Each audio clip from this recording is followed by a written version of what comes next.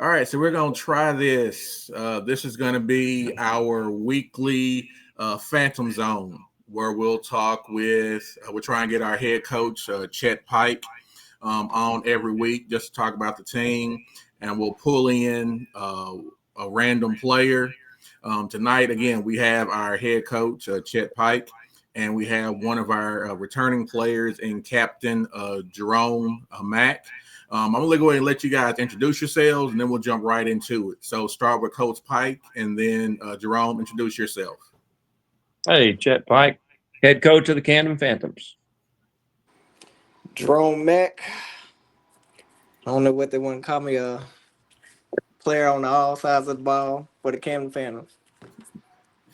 All right. Well, let's start with Coach Pike. Coach, you've been with this organization since the beginning. What made you commit yourself to leading this team again this season? We got a lot of promise. We got some hard-working guys, and now that we're going 8-man, we're not so much concerned about numbers and injuries. Obviously, that could still happen, but I mean, 8-man football is going to be a little bit better for us, a better fit, I should say, with the guys that we have on the team. And of course, we're growing still, and obviously, recruitment doesn't stop until the roster's full and locked in. So I'm excited about what we got going on here in Camden, and of course, we're recruiting all over South Arkansas and North Louisiana areas, so it's not just a Camden thing. But I like what we got going. I think we got one of the best owners I've ever met, anyways, and so I'm excited about it. All right. Jerome, you're getting ready for practice tomorrow. You're studying tape tonight. Let's talk about what leadership looks like for you going into year three. Year three, leadership is more determined and focused. Locked in and trying to get on the same page with all the players and staff on the team. Okay. Coach Pike, you watched the Phantoms grow from year one to now. From your perspective, what's the biggest difference in the culture today? Hmm, interesting. Uh, I think they know what to expect. Uh, Obviously, we're still getting new faces, so I mean, it's tough to say. We're a lot different because every time you get new faces, they got to go through the same thing and try to figure out what's going on and what's to be expected, and are we going to see them again? Always, is a concern. So I don't know. I just like the fact that you run a well organized program, and as soon as we finally get this thing ironed out, I think we've got a real good shot at things. But uh, we've got some loyal players, and I'll just say this: if we had everybody that we've ever had, we would be tough. Yes. But you're going to lose some every year. You're going to have some just maybe they just don't want to play anymore. But the last 2 years we've lost a couple really, really good players to other teams just because we couldn't, keep it going and you know, kind of fell apart. So if we ever build it to the point where we don't lose anybody anymore, we got a great shot. Okay. Jerome, same question for you. What's the biggest difference you see in the culture today? Like I said, from year one, it was just a bunch of us that just came together and was just like, oh, it's just football. We just gonna come out here and play. But as the year grown on, I see most of the players got a lot of potential and they're more hungrier this year than year one. Okay. Coach Pike, as the head coach, what does leadership look like for you on and off the field? Well, first and foremost, you got to know what you're doing, and those that do know what they're doing, they have to lead by example. You can't, know what you're doing and then not show up on time, or you can't know what you're doing and have a poor attitude. No, you got to really show everybody, not just the coaching staff, but you got to show everybody that you're willing to put it all out there, and you do it properly, not just a great athlete. There's a lot of great athletes out there that can't lead, but a good leader, or should I say leadership, is Mm-hmm. supposed to lead by example. And that means on time. That means knowing the playbook. That means, being, I guess, not just coachable, but being able to be the coach, because there's times where the play call's made, coaches can't go out there and correct anything. It's just got to be done. And so the huddle is what that's all about. Is you're the coach on the field. So that's what leadership, to me, that's what it's supposed to be. Okay. Jerome, as a returning captain, what does it mean or look like to you on and off the field? It's the saying we got on the team now. It's called be him. Like Coach Pike said, you gotta lead by example, be there on and off the field, and then just put more time in than everybody else do. Learn the playbook and study, and then you see something on and off the field. Like it's a lot of us in this group chat that we all text each other when we got something going on, or we see something in the play, we break it down with each other, and so just willing to put in the time and effort to help other folk, help other people. Okay. Let's talk about team culture, accountability, and expectations. Coach Pike, you're the one who sets the tone for the entire team. How do you hold yourself accountable, and how do you create a culture where players do the same? Well, first and foremost, it's about us getting things right. There's plays, there's the proper way to do a route, whatever it is, we've got to do things right. We've got to execute. Offense has to execute. Defense just reacts.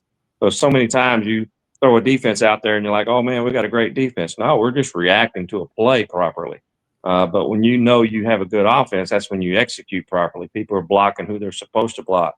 People are blocking downfield when they're supposed to block downfield. People are running proper routes, not just running around thinking, well, I think I'm supposed to go in this direction. But then there's more to it than that. You've got to be good at running routes, not just, oh, I ran a corner route. No, you ran a proper corner route. You gave a good head fake. Maybe you even got the corner to twist his hips. So there's so much more to it as far as execution. That's something we're still working on because, we've got, like I said, we've got great athletes, but then can we execute? If you execute the playbook, then every playbook that you ever draw up is a touchdown, right? I mean, every time you draw a playbook, it's like, oh, that's a touchdown. Well, it is if you execute. But if you don't execute, well, now you have some type of factor where the defense has a chance to win that play. That's kind of what we're working on now is proper execution. People say practice makes perfect. Well, that's not true. Good practice makes perfect. So if you practice it the wrong way over and over and over, well, then you're not perfect. You're messing up on a regular basis. So your practice is not perfect. So obviously, we're going to work on that more.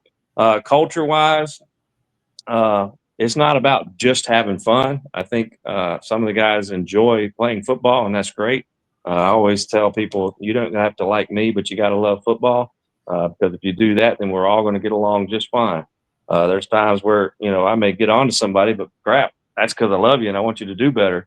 I want to win ball games, and I think we've got guys that want to win ball games as well. But the only way we're going to do that is to execute and do it right at practice every time we play, not just sometimes. Um, you had said something else other than culture. What was that? Oh, how do I hold Expectation. myself accountable? Yes. So I like to kind of grade our players after practices and kind of go through my own little mental checklist or actual checklist on who's doing what right, Mhm. who can be coachable. That's a big one there. It's one thing to get out there and run around on defense with your head on fire, but it's another thing to actually understand what you're supposed to be doing. What are you taking away from the offense when you're on defense? And then, of course, studying other teams. I think it's important to know what they're good at, what weaknesses do they have, what are the strengths of their quarterback, or what's their strength of their offense. What are the strengths of their defense, for example. So those are the areas where I kind of hold myself accountable. Going into 8-man, we've got a lot to work on, a lot to learn. Uh, we've got to adjust to the rules for 8-man football, so that's something we're learning, so to speak. It's still football, but there are some things that you can and can't do in 8-man football that I'm used to in an 11-man football. I don't know if I answered all of your question there. I think you had three Yeah, parts to it. coach. Jerome, same question for you. As being a captain, you set the tone at practice. So, how do you hold yourself accountable as a captain, and how do you encourage your teammates to do the same thing? I encourage my teammates, like, if something go wrong or something, just don't. I mean, I'll chew them out sometime, but then I'll do it. Like I said, out of love, you got to be coachable for certain things and all that. I hold myself accountable because, like I said, I know I got stuff I need to work on. As we talked about, I need to work on my deep ball, but everything else is there. But other than that, just go in there with a good head on my shoulder and try to get in tune with all my players and learn every play down to the T. Learn schemes and all that. Like Coach Pike said, you got to be coachable to get everything to go right. The culture wise, like I said, it's a little bun. We got brotherhood and trying to make everything go right. Okay. I think how to just say this one. Uh, Coach Pike, from a coaching standpoint, you had your couch coaches, your sideline coaches, to think they know everything, but they don't know what it takes to build something real. So, from a coaching standpoint, what standard do you expect every young man that suits up as a Phantom to uphold this season and future seasons to come? Well, I guess I would just start off, be on time and be regular. Because if you're on time and you're there regularly, then you're going to learn what it is we're trying to do as a team.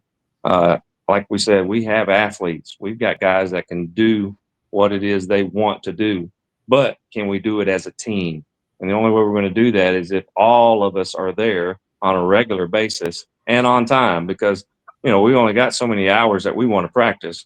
We have, right now we're set from 4 to 7, and so we may go all the way to 7 p.m., but we may stop at 6:30. We may stop at 6 on some days. Just depends on what we're trying to get accomplished. Well, starting at 4 o'clock, I have certain things I want done 4:30, 5:36, and you show up at 6. Well, then you done missed out on some of the playbook that we're installing or what we're working on or a game plan, for example, when season starts.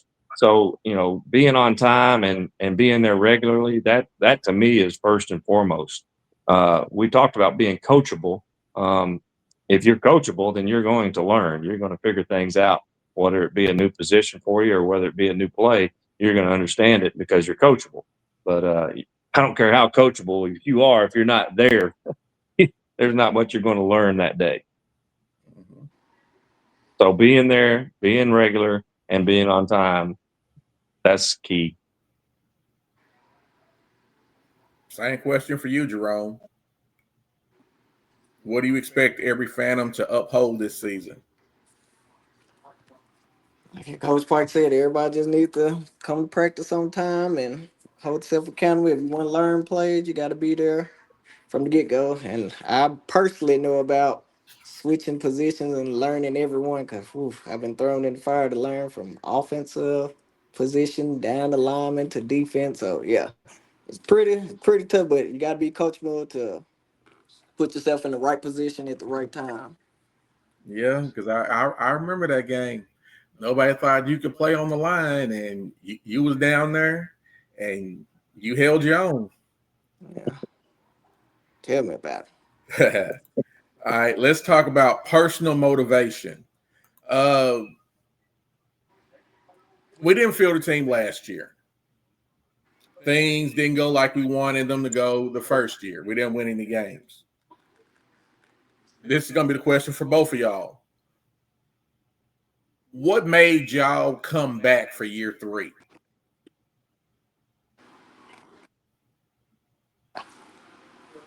You want me to start? Yes, sir, coach. I love football. I mean, I love the competition. I love the camaraderie with the teammates. I just love football. It doesn't matter, what the case may be, whether we were 0 and whatever, or whether we didn't field a team. I still love football. There's nothing going to stop that. And then I love winning or competing, but I prefer winning. Competing is definitely something I enjoy, but winning is what it's all about.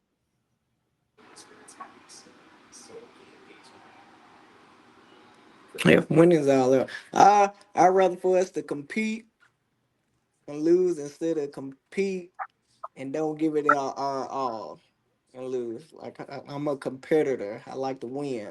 I'd rather the team go out there and compete and give it their all, and I'll take a loss like that instead of competing and slacking off maybe 8, 9, 10 plays and just give up. Okay. Coach Pike, what motivates you personally, not just as a coach, but as a man leading young athletes in this day and time? The Bible says, 1 Corinthians, run the race to win the crown. Obviously, that's talking about the crown of life, and Jesus Christ, the head of that. But also, Paul's talking to the Greeks at that time, and the Greeks loved. Uh, at that time, it wasn't the Olympics, but they had their own uh, races, track and field, so to speak, at that time, and that's where Olympics came from. So he's talking to the Greeks because of their love of competition, their love to win and win crowns. And so Paul's talking to him at that time about winning the crown of life. So that's my motivation. I want to run the race to win the crown of life. But at the same time, I have that competitive nature, just like the Greeks did, where I want to win whatever it is I'm doing. So that's what motivates me. What motivates you, Jerome? What motivates me is the competition, and I got to see who's better than me. I always think I'm better than everybody else on and off the field, and I just want to put that in perspective when I go out there and compete. The best against the best. All right. Season vision and the 8-man transition. Coach Pike, this will be your first season leading the team into the 8-man format as head coach. How do you feel about the transition, and what do you believe it will bring out of our players? Well, honestly, I never saw myself ever coaching 8-man football. I always looked at it as that's not football. And so this is a different taste or a different flavor, but it's the same meal. And so it is football, obviously. It is real football, obviously. I just never had anything to do with it at that time. And so it's a lot for me to learn. I'm excited about it because of the rules. It's still football, but the rules have me kind of scratching my head at times. I'm like, oh, that doesn't, that's not 11-man football. And so that's kind of where I'm trying to, reteach myself on what can we do with 8-man rules and how can you make them or benefit from the way the rules are without giving anything away. That's their strategy. And when you know your rules and you know them well, then you can work them for you and not have them work against you, if that makes sense. What was the second part of that question? What do you believe us going into 8-man will bring out of our players? I think it gives us more opportunity because you don't have to have so many players to have a team. We always struggled to get 30 players or more, and then we had a few injuries, and so it just made it difficult for us to field an 11-man team, and then our guys are playing both ways. Now, again, you may still have guys playing both ways in 8-man football, just because they deserve to be out there. They can play both ways, and they're good at it. So that being said, I think it gives us more opportunities to be successful in areas because you don't have to have those other 3 men on the field, which turns into 6 men when you're talking offense and defense. So I think that helps us as far as our numbers go. And then you don't have to have all the linemen either because technically you're getting rid of 2 linemen and either a back or a receiver when you break it down to 8-man football. So, we might be losing 1 skill position, but we're 2 offense and defense, but you're losing 4 linemen, which, that's always a struggle to get linemen anyway. So now you just eliminated the need of 4 of them because you're playing 8-man football. So I think it really benefits us because of, where we're at right now. We got guys that say they want to play football, but they never want to show up. And honestly, all they're waiting for us is to get our first victory. And then everybody's going to come flying out of the woodwork saying, hey, we want to play football. well, see you next year. Come Yeah. join us next season because That's how it usually works. it's yeah, that's all. That's exactly what's going to happen. And I think we're going to shock some people um, because we're in the 8-man football, and that's what excites me right now is because I'm learning something because the 8-man's slightly different than 11-man, so that's exciting. And then I see the potential that we have with the roster we have right now, which again we can still add to it, but I like what we got. I really do. Jerome, what are your thoughts? How do you feel about the transition to 8-man from 11-man? And what do you believe it's going to bring out of the guys? What I think of this is like I said, me and you done had talked a couple of times that I was like, hey, 8-man is what we probably should have went with first from the get go. And like I said, Mhm. it's a learning experience for me too. But I like the tone in it. We got a lot of skilled players that's willing to do it. So this 8-man year, I'm excited about it. Okay. Like I said, it's gonna be a lot of up and down, a lot of running. Like I said, we Oh, got a yeah. lot of people that's gonna be got to be in condition and shape for it. But I think with the group of guys that we got, I think we can handle it. You ain't got to worry about the skilled players playing on the line that much. So I think we in a better position this year. All right. Coach Pike, what's a goal or some goals you have for yourself and this team as we get ready to head into this 2026 season? And I wish I would have got these questions given to me before so I could be better prepared. Not Because the you got, information authentic. yeah, they're such a loaded question there. My goal in anything I do is to win, to be the best. That doesn't change no matter what, whether it's, doing electrical work or coaching football. I want to be successful. Uh, as far as a goal for myself, man, uh, to have the guys as prepared as possible so that they can be successful uh, game one. I mean, it's 8-man, so it's just a little different. I don't want to be that coach that goes out there and go, "Oh, I didn't know." That would hurt me knowing I didn't know something because that's what I'm supposed to do. Is I got to know the rules, and so that's something we've been working on. Of course, I think you're still going to have a rules meeting, if I'm not mistaken, next week. Monday at 5. Yeah, And so that's mainly what we're going over is the rules for this. exactly. So when you get back and we go over that, I just want to study that upside down, left and sideways because I don't want to be that coach that goes, "Man, I didn't know." I mean, who who else is supposed to know, right? Right. So I don't want to fail them that way. But my main goal would be to have them so prepared that there's no surprises game one.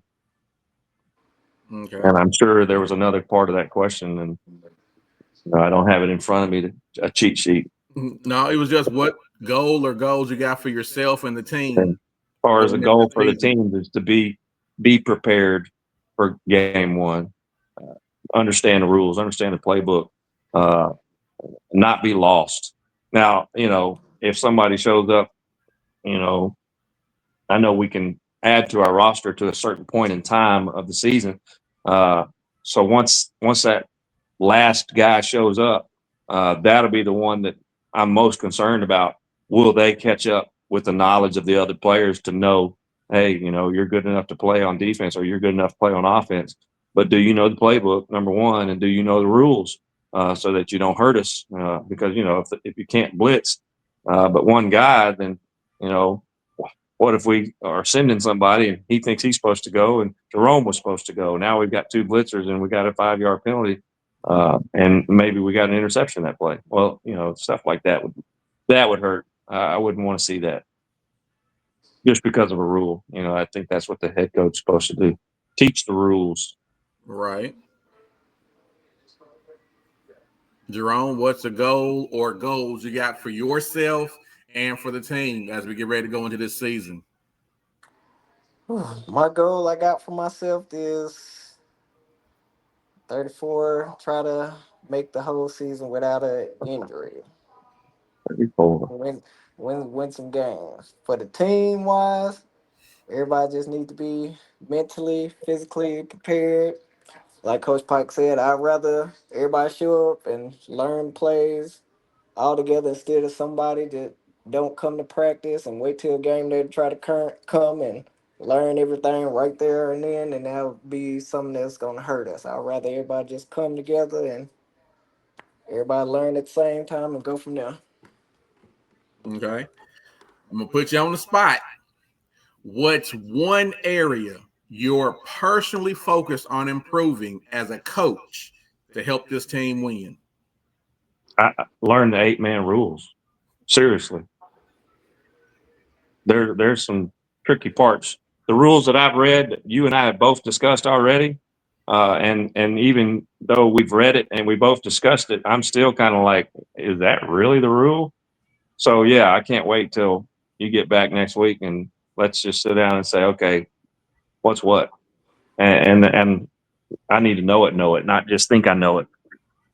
I don't Right. want to have an excuse and say, "Oh well, I'm used to 11-man." No, I mean the whole point No, of this, we're doing 8-man, so let's know the rules. Jerome, what's one area you're personally focused on improving as a player, as a captain to help this team win? My areas so far, like I said, I've been trying the QB spot. My main focus right now is to work on my deep ball. Like I said, I got everything else from the short field and all that. And it's a smaller field since it's an 8-man, so I can see the field more than I can with 11 guys there. So that's my main focus right now is the deep ball. Okay. Now, this is going to be the same question for both of y'all. We've got new players joining, we got veteran guys coming back, and then we got guys that's still on the fence about coming out to join us. What message do both of y'all have for them about being a part of the Phantoms? If you don't get in now, I mean, you're going to be so far behind, it won't even be. Gonna I be don't worth know. It may not be worth your time. We've got some guys right now that are I would say, are our core, and those guys can play. They can handle it. Obviously, we know some guys that used to be on our team, and we know there's guys out there that are, you know, interested. They spoke to you, spoke to me, or they spoke to our other players, and we realized, okay, they could probably be an addition to our team, no doubt. But if you're not coming and you wait till January, you're just kind of you're wasting everybody's time because by then I think we're going to know who's who and where they're going to be playing. the ones that come to practice and all that, all I can say is keep putting in the work and all that. But the ones that's just sitting on the outside, that's hesitant to come, might as well just stay where you at. Yeah. What would you say to the community, South Arkansas and North Louisiana, about how they can support what we're building here? Hmm.